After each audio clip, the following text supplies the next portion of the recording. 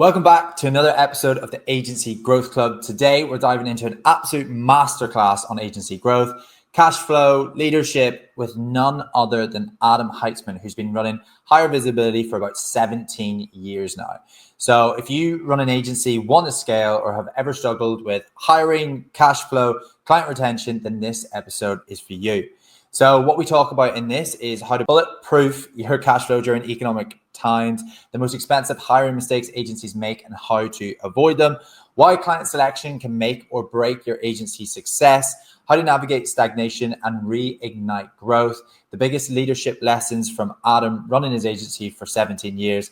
Plus, Adam shares his personal strategies for time management, delegation, and building a winning remote culture. So if you're serious about scaling, you can't afford to miss this one. I hope you enjoy it.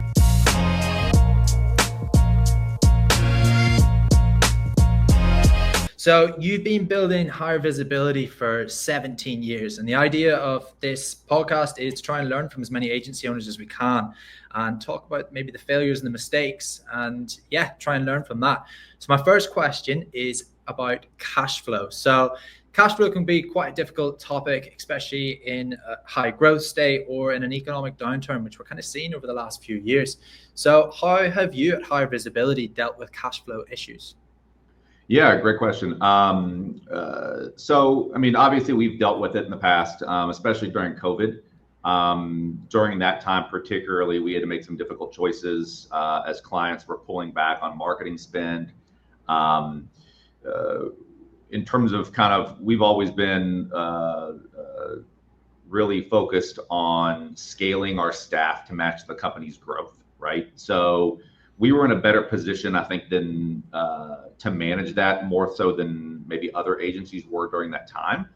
But during that time frame, obviously, we were prioritizing sustainability over rapid expansion, and we've always done that to some extent. So that from that perspective, we were somewhat prepared as much as you could be. But we're even more mindful today as we continue to grow our staff, our client base.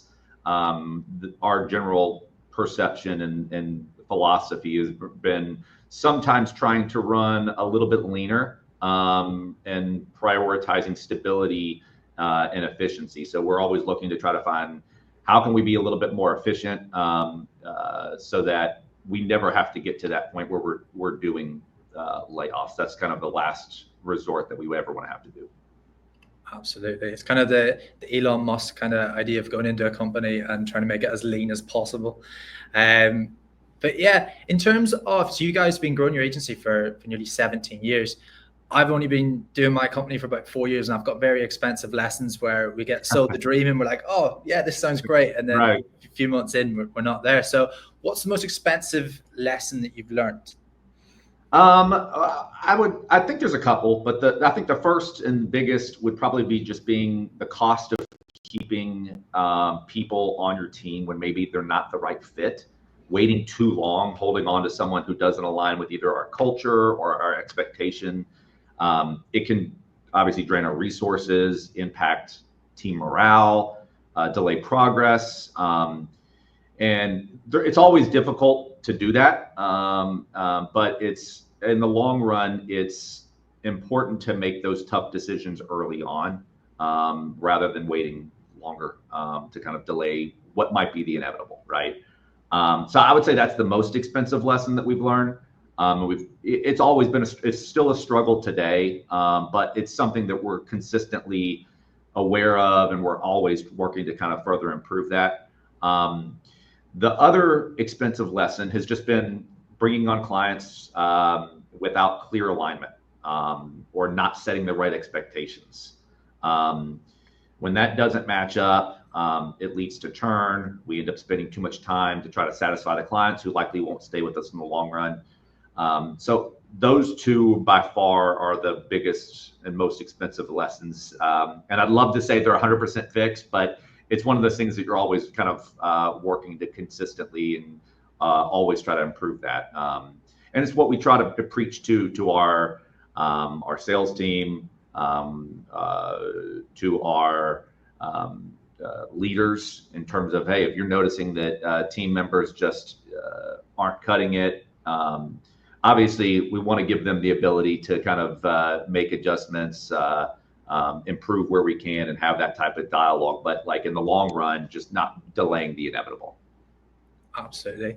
I love that. And I've got 2 points on that. I had Chris, who owns rankings.io, on the podcast recently. And I asked him, does he take the philosophy of hire slow, fire fast when we were talking about it?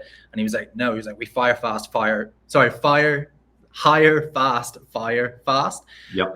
Which was quite interesting. And I love that you mentioned about kind of what clients to bring on, because something that I've realized from chatting to a lot of agency owners is that you can do everything to help your team and try and retain your team, where it's like leadership, like all the things that you kind of hear about a lot of LinkedIn.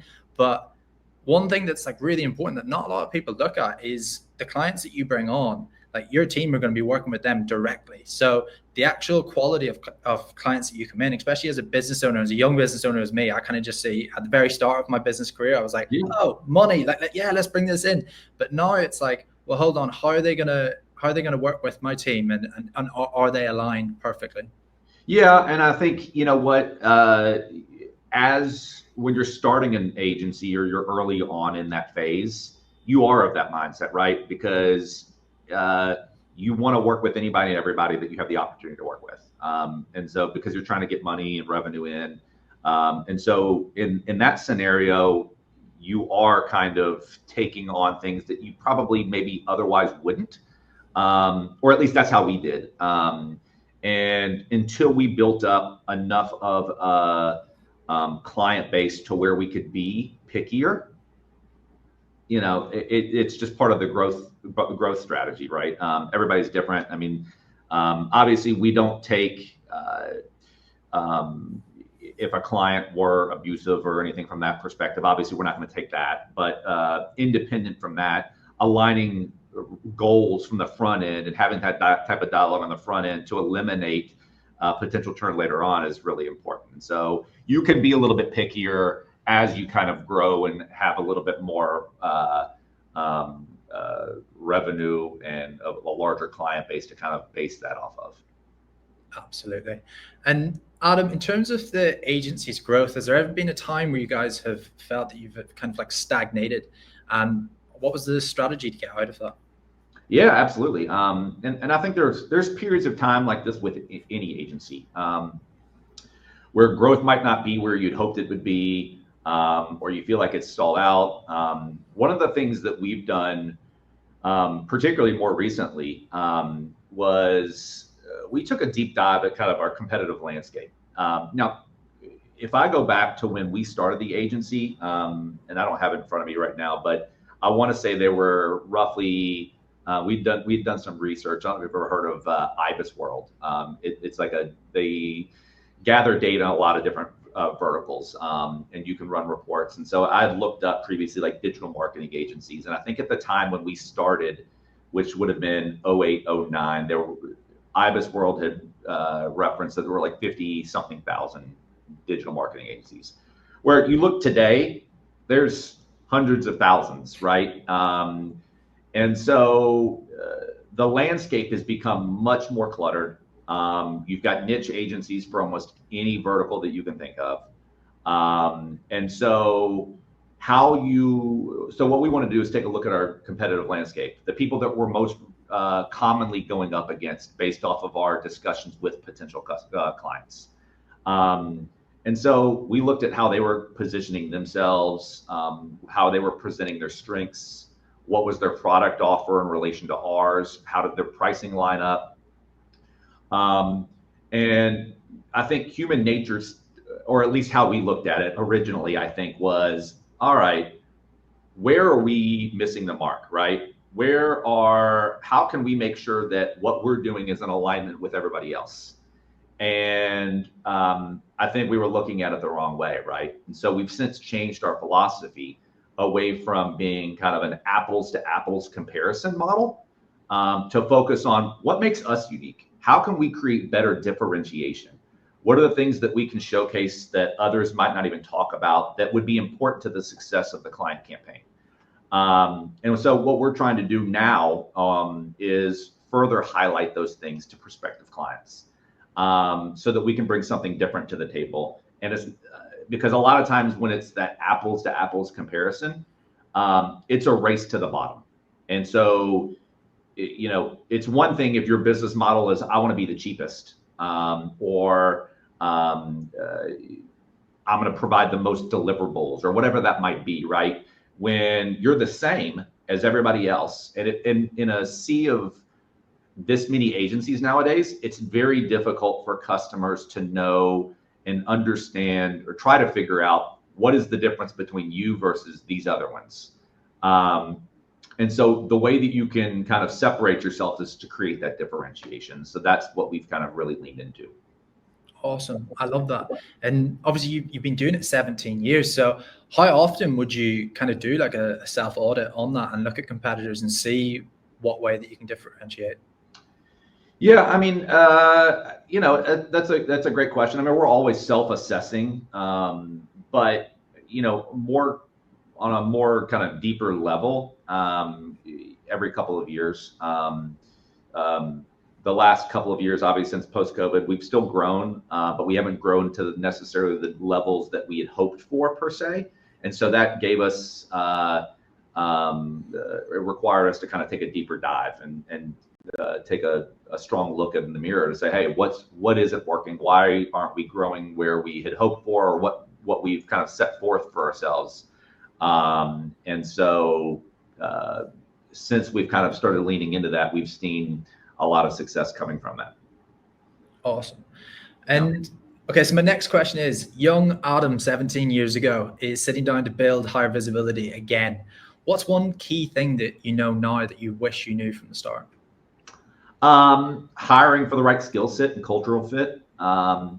So in the beginning, so just to kind of give some context, so when we started the agency, we were an in-person agency.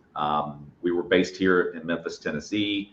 We would hire primarily people out of college, and we would train them up. In our space, I mean, maybe there's some now, but even still to some degree, SEO, paid search, those types of services aren't really taught in schools, or at least not to the level of kind of what it was back then. And so we took a lot of people in from college, we train them up, and the difficult part there was that we sometimes figured and thought that like training would just fill those gaps. However, it often ended up being more costly and time consuming. And so we've invested in some automation. So I think that helps a lot in terms of like client reporting and internal task tracking. It's allowed us to spend more time on client strategy. So I wish I would have done that from the get-go. But since COVID, we turned into a remote agency and we haven't looked back. So that's allowed us to kind of be more strategic and also recruit on a wider scale across the entire country, so that we can be more focused on hiring for the right skill set, cultural fit, because we have a much wider talent base to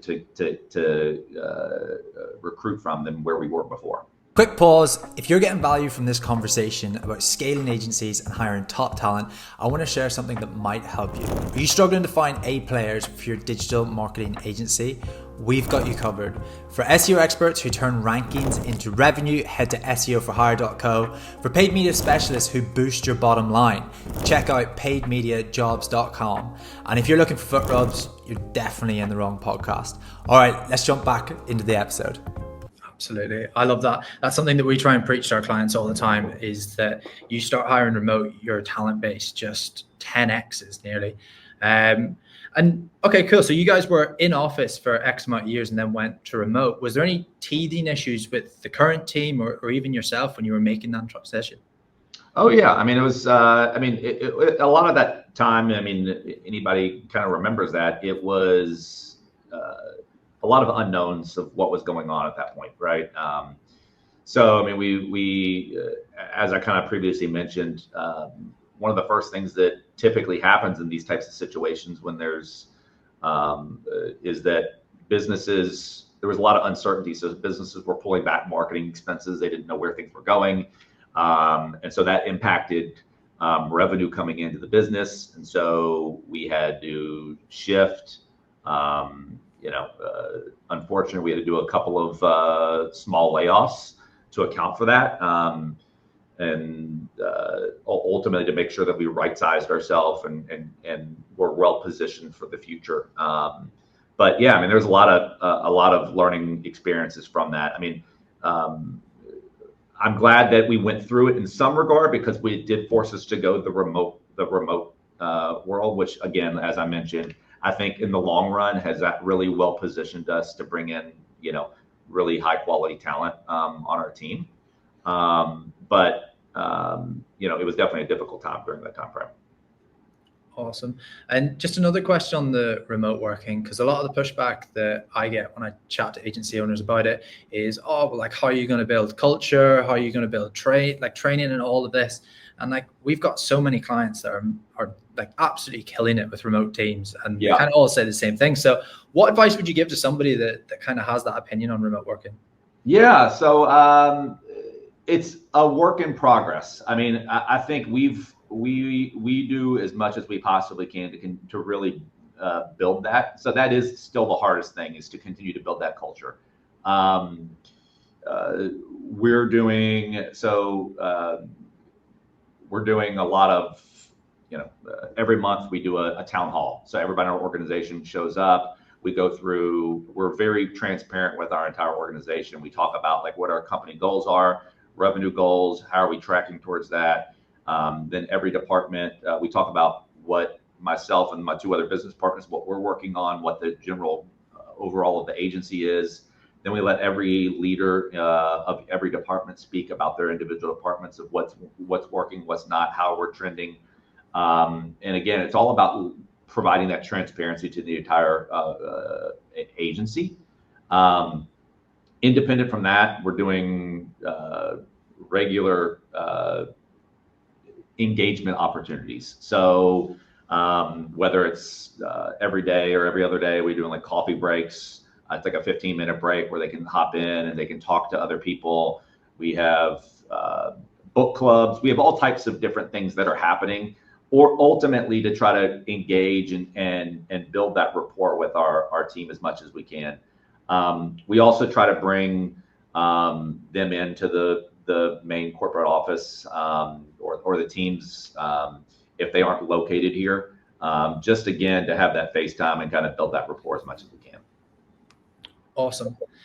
So my next question is, Adam, is you're sitting down with your strategy team, your partners, your leadership team, and you're discussing how you guys can double your revenue in the next year. What kind of strategies are you talking about? Ooh, good one. So I think there's three main strategies. First, we'd look at improving sales close rates. So you think about it, we without requiring additional spend, how can we, because I mean, the easy answer is let's spend more, or let's do more marketing or more advertising, and let's bring in that revenue. But the quicker way to look at that is, all right, how can we improve what we already have? Because that's a quicker win, right? And so if we look at kind of our current lead flow, how can we improve our existing sales close rates?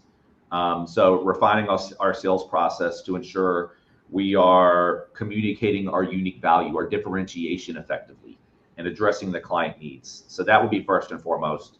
The second way would be generating more upsells. So it's much easier to sell to somebody that's already familiar with you, that you're already working with, than to somebody brand new. So enhancing kind of that process by bringing on additional services for existing clients, or upselling them on existing services. So a lot of times we do that through most of our clients. We have what we call a quarterly business review, and that's above and beyond kind of like our standard ongoing dialogue, which we'll have, weekly, bi-weekly, or monthly, depending on who the clients are. But we always have a quarterly business review where we do kind of a state of the business. How did this past quarter do? What is our strategy for the next quarter? And in that, we're able to strategically add in additional growth opportunities. And that's where we can kind of present the upsell opportunities. And so really focusing and kind of figuring out how we can better articulate that. And then lastly would be improving retention, strengthen our client relationships, continually trying to provide value. I think the big thing there is building a rapport with your clients is crucial, because sometimes even if performance isn't there every single month, every month after month, if you have a good rapport with a client, you can overcome that, and you can they'll trust in you in the long run of like staying with you and kind of seeing it through. Absolutely. I love that. So we mentioned hiring a bit early on in the podcast. So hiring when scaling can be very, very challenging. Have you made any hiring regrets? And what advice would you give to agency owners to avoid hiring mistakes? Yeah. So I kind of referenced this a little bit before. Being in Memphis, we faced a smaller talent pool for tech and marketing based roles, especially before we went remote. And so our initial strategy was to hire fresh graduates locally, thinking we could train them and mold them into what we needed. And while some turned out to be exceptional with a real passion for marketing, we also found out many, particularly when they were coming out of college, you're still kind of figuring out what you like and what you want and what your career path really is. And so looking back, embracing the remote work sooner and hiring more experienced talent from a wider talent pool would have accelerated our growth even further and quicker. And so obviously now that we have noticed a noticeable impact. So my advice would be not to limit your hiring to, an immediate geography, because it restricts your access to the right experience and fit. Awesome. And team structure is something that a lot of agency owners talk to me about, and they've experimented with all kinds of different structures. What kind of team structure works the best for higher visibility? Ultimately, it comes down to having a clear defined roles. But we've found success by having a mix of account managers, which we call brand success managers, that are focused on the actual client relationship, building the rapport with the clients. And then we have a team of specialists that are dedicated to core areas of the different service lines that we offer, SEO, content, paid search, analytics. That way it ensures every project gets the right expertise while keeping communication streamlined. Awesome. And Adam, so again, you've been running your agency for 17 years. What's the hardest lesson you've learned as a leader for a higher visibility? It's been understanding when to say no to certain client requests or projects that aren't the best fit. I kind of talked about this too early on. You're taking on projects to fill pipeline, but sometimes they often distract you from the long-term vision. And so obviously now we're more strategic about who we take on, ensuring we build better relationships to align our expertise and business goals. But again, that comes with, that's really difficult to do when you're first starting out, because you're really just trying to bring any and everything on that you can at that point to kind of get some of that revenue coming in, where you can ultimately be a little bit more, you can be a little bit pickier. Awesome. And kind of on the same type of topic, what's been like the hardest skill or knowledge area that you've had to learn as an agency owner, and how did you push yourself to improve in that area? Time management. As an agency owner, you're wearing multiple hats. You're juggling multiple priorities. And early on, I struggled knowing where to focus my energy. I used to get caught up in day-to-day tasks or spend time on things that my team could handle just as well, if not better. But over time, I've kind of pushed myself to shift my focus to the areas that I think could make the biggest impact, which means stepping back from the details and trusting the leaders that we've hired to do their jobs. A lot of that's setting clear priorities, avoiding micromanaging, creating systems to keep our goals and progress visible. And so I'm more of kind of even though we're in an online world and I'm in an online agency, I'm still kind of old school where I have a notepad next to me. And so every single morning I sit down and I write down my 3 biggest priorities for that day. And my goal for that day is that I have to get all 3 of those items done before the day's gone. And so although I may have other things, these are the 3 biggest things that have to happen today. And so that's kind of how I've kind of focused on trying to really lean into the time management side of things. I love that. And honestly, it's something that I've struggled with. And there's still part of my brain that still thinks that me being busy with like calls and things is like the best use of my time, but it's not. It's being able to delegate that to the right people and focus more on the strategy and the future of the business. But my last question on all of that then is, how did you deal with the delegation of that? Because obviously at the start, it was probably you and your partners doing all that stuff, and then you had to hire the leadership team. How did you deal with that delegation? It's tough because I mean, there's still times where, don't get me wrong, where, for instance, the output maybe isn't what you want it to be, right? And so the easy solution is, well, hey, I'm just going to do it myself. Because it's quicker for me to just go ahead and do it how I want it done versus going back to that individual and saying, hey, let's adjust this or fix this in this particular way. But all that does is create a cycle of you're stuck in it, right? And so spending a few extra minutes to talk to your team, your leaders, whoever that might be, to ensure that they get that feedback, that dialogue, because that helps them grow too, and ultimately it makes you a stronger organization. And so that's been one of those things that really has been critical to me over the time, is really trying to step back from doing that to go back to kind of what you said, working more on the business than in the business, right? And so don't get me wrong, I'm still involved in business on certain client calls and things like that where needed. But at the end of the day, now that we've got roughly 71 team members, our staff is reliant on myself and my other 2 business partners to ensure that we're growing the business so that they have opportunities for advancement and growth for themselves. And so I owe it to them to ensure that I'm doing that for myself as well.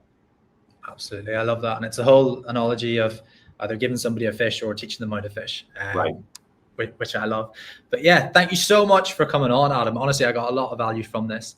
I'll put all the links and everything so people can find you, the links to higher visibility below. But yeah, man, thank you very much for coming on. No, thank you. I really appreciate it. Had a lot of fun and appreciate the opportunity. Hey everyone, I hope you enjoyed that video and got some kind of value from it. If you did, please make sure to leave a comment in the comment section and let me know any feedback that you have for future videos. And of course, hit that subscribe button because we will be releasing videos every single week. So you're going to want to stick around. Thank you and see you in the next one.